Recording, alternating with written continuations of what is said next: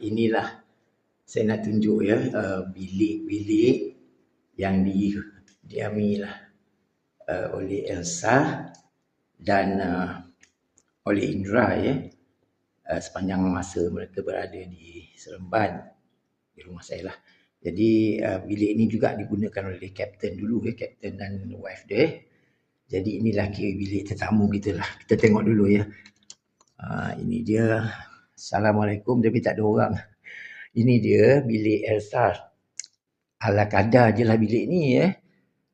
Setakat mana yang ada je lah, sebab bilik ni memang tak ada siapa-siapa yang menghuninya. Jadi kalau Elsa datang, kalau sesiapa lah kawan-kawan datang lagi, di sinilah tempat mereka lah ya. Harap-harap mereka selesa lah walaupun tak seberapa ya. Tengok ini tempat Elsa. Tempat Elsa beradu lah. Tuan Puteri beradu. Ini tempat kerja dia. Kalau dia nak buat komputer dia ke malam-malam kan. Dan sinilah bilik air dia lah. Ada bilik air dia di sini kan.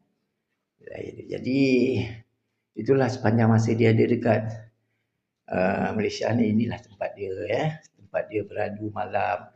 Apa tu lagi pun, macam mana pun bilik ni taklah dia dihuni selalu, sebab kami kalau dia datang tu kami padat dengan program-program kami lah ya. Program telah dirancang 2-3 bulan sebelumnya. Jadi kalau dia ada sampai di sini pun mungkin dah larut malam lah untuk dia mandi, berehat ya.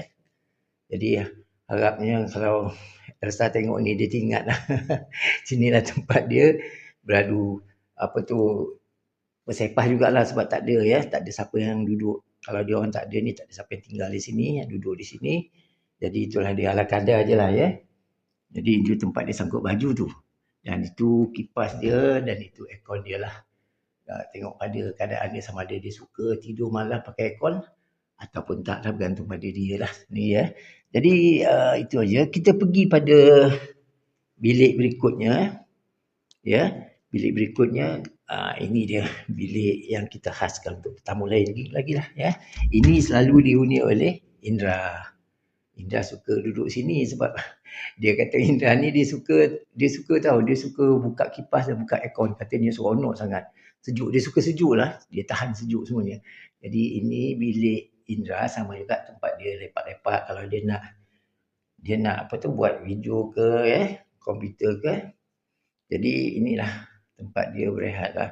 Macam tu juga sama sebagaimana yang tadi. Tak sempurna lah. Memang tak sempurna lah kan. Tapi sekurang-kurangnya bolehlah mereka berehat kan. Lepas penat, kita program kita padat kalau dia datang sini. Dan di sini satu tempat yang Indra